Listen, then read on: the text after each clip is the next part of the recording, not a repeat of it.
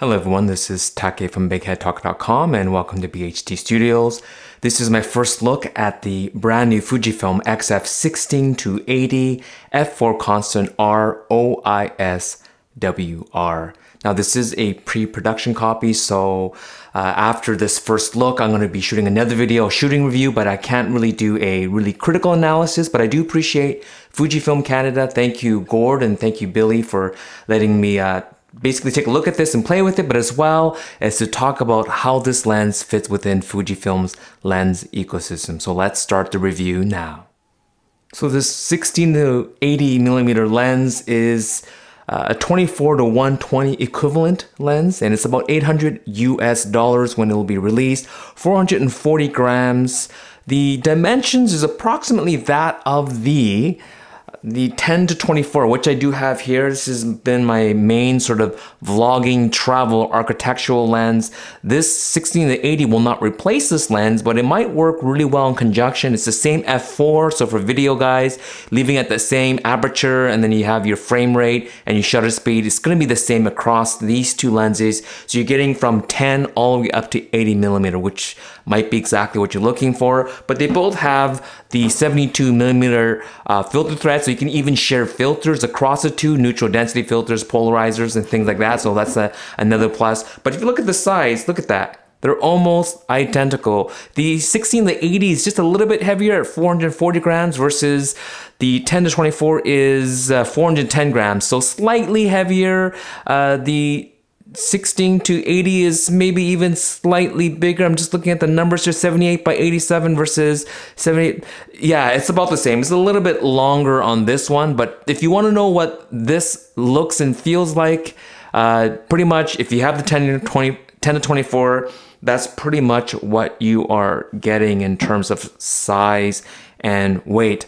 This has 16 elements in 12 groups, 3 aspherical, 1 ED or extra low dispersion glass, so it helps with both the correcting of you're going to get pin cushioning as well as barrel distortion, especially with zoom lenses, depending on where you're at within the zoom. So those spherical lenses will help you, as well as the ED glass, which will help with sharpness and some of the aberrations. It doesn't have sort of the same sort of specs as the 16 to 55 f2.8. This lens here, I'm going to just swap this out here.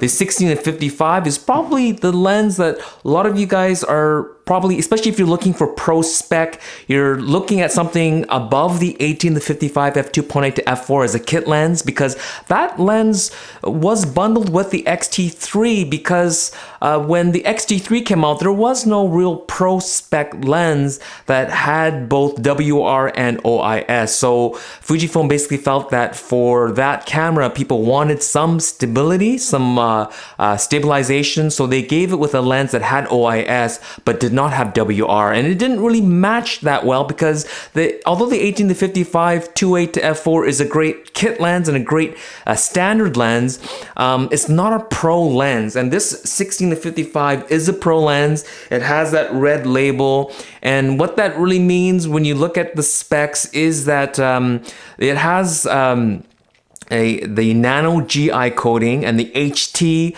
EBC coating, the electron beam coating that's Fujifilm's been putting on their glass since like the 1970s. And so you're going to get higher spec glass, and you could tell by the images. If you go to Fujifilm's website and you look at the 18 to 55 2.8 to f4, the 16 to 55 f2.8 constant, and this new 16 to 80 f4 constant, and you look at the MTF chart, and that gives you sort of the potential of the sharpness of the lenses. These things are probably computer generated, but it gives you a good idea of the sharpness, and you can see that the 16 to 55, this lens right here, optically is superior to the 16 to 80, but the 16 to 80 optically does perform better than the 18 to 55 f2.8 to f4. So this lens here does sort of lie in between the 16 to 55 and the 18 to 55, which I don't have a copy of to put on the table here. But this lens was strategically built to sort of land in between those two lenses, because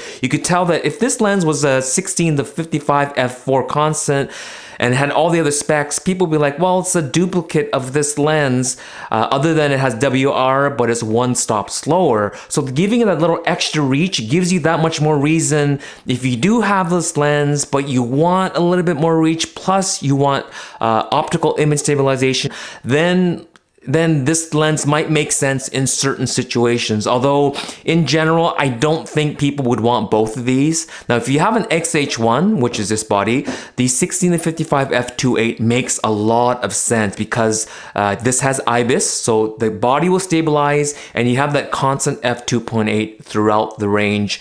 This one here is great on the X-T3 and the X-T30 because those cameras do not have stabilized sensors. So having that 6 stops of stabilization, which is what you're going to get on this lens here, you could do a lot of great video as well as stills, but that f4 is going to be that issue. And we're going to, in our shooting review, we're going to see what that f4 versus 2.8 is going to look like in the real world when doing vlogging or any kind of video isolation work. And I have Chris meets Chris.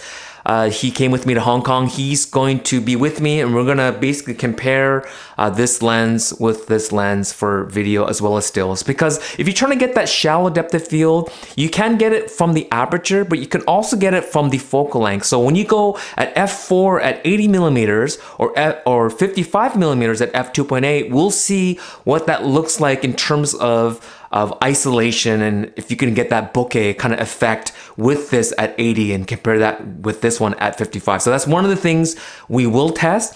But talking to Chris, he did say that when he shoots video, he wants that isolation and he loves shooting this 16-55 2.8. It's almost always at 2.8. So he's kind of like, I'm gonna have to shoot at f4 now. I don't know if I like that. When you're shooting with an ultra wide lens, like the 10-24, it's ultra wide, you're gonna get a lot of depth of field anyways because it is ultra wide. So with this lens, it's not as critical, but with this lens here, let's say you're at 50, you're at 50 f4. Not at 2.8, right? So that is something to consider when you're comparing these two lenses. Although if you have an X-T3 or an X-T30 or even an X-T2 and you want some stabilization, you don't have a lot of choice. So right now, maybe you are shooting with the 18-55 f2.8 to f4 and you're wondering maybe will this do? The 2.8 is nice, but remember, that's only when you're wide, right? So maybe at 18 to about maybe 27, it stays at f2.8. But after that, it creeps up to 3.5 and then eventually to f4, the rest of the way up to 55 millimeter. Where this one here is constant all the way up to 80 millimeter f4. And so especially if you're shooting video and you can go from ultra wide 16 right up to 80 millimeters, so you're going from 24 to 120, this lens might be the right one for you. In terms of close focusing distance, it says 35 centimeter, but I don't think it's 35 centimeter throughout the range. But even at 16, it seemed to have gotten a little bit, it seems to get closer. And of course, if you stop down, you get even closer. It has a 0.25 times magnification. So that's probably at the 80 millimeter, you can get about 0.25. So that's actually pretty darn good. That's better than the 18-55 or the 16-55 if you want to get up close and do kind of like product shots. The Fujifilm also claims that the focus breathing is improved on this lens, and breathing has to do with if you're shooting video, when the lens is going, the focus is going in and out, sometimes you get that kind of that wow effect, and that's the breathing. And when you get a cinematic lens like the MK lenses, focus breathing is kept to a minimum because that's something that videographers are looking at. So we're going to be testing the focusing breathing on this 16-80 because they claim it's been improved. So let's see. Now I've just done some very quick preliminary focusing tests on this. It does use the stepping motor. I think this one here is though. Yeah, so it has the LM designation. That's the linear motor that's in a lot of the zoom lenses. The 18-55 has it. The 16-55 here has it. This has a stepping motor, and that is the same technology. It might not be the same motor or the exact same design, but the Fujicrons all use stepping motor. So this is a very quiet, very smooth, very quick autofocus. I'm impressed. It seems right up there with the 16-55 and the 18-55, if not even slightly faster. So we're going to be testing that in the full test, but not having that focus breathing is great. I think that's a great feature for us that are shooting video. One thing you will notice as well is that with OIS, Fujifilm has always put this kind of you can turn it on or off, and some might wonder why would you want to turn the optical image stabilization on the lens. Is that often if you are on a tripod, you don't want the OIS on. And with this new 16-80, Fujifilm says that there is actually a sensor and it will know when it's on a tripod. And so that in general seems good, but I do have a question with Fujifilm. They haven't got back to me, is that this 16-80 claims to have 6 stops of stabilization. This body has up to 5.5 stops of stabilization. When you put this lens on this body, what's happening? Like what is doing what? So this is 5-axis stabilization in the body. Will this body give some of the stabilization to the lens and then some to the body itself with using the IBIS? And we know that with some of the more telephoto lenses, Fujifilm put an algorithm in the XH1 where it will know which type of stabilization is best for what lens you put on here. So up to this point, I don't know exactly what the camera is doing, but it will give you the best stabilization. Just doing some quick preliminary test, looking through the EVF and the LCD, it looks very nice. The stabilization, walking with the lens, it looks very, very smooth. And so I am excited to do some real world testing on this. You can probably vlog with the 16-80. This lens is just too heavy. And again, it's not stabilized. So you can vlog with this on the XH1, but I would probably recommend a lens like the 10-24. I like being around 14mm.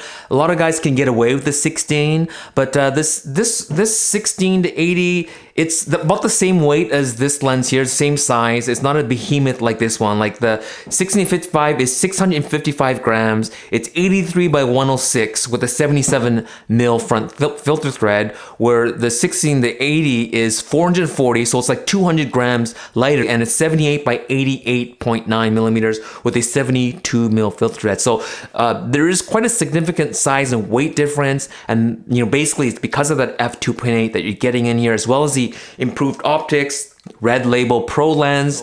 Which lens is for you? Well, I say that if you have an XT3 and an XT30 or an XT2 and you want stabilization, you want better IQ over the 18-55 2.8 to f4, then the 16-80 makes a lot of sense. It is bigger than the 18-55, it is heavier than the 18-55, but the difference between the 18-55 and this lens is much less than this lens to this lens.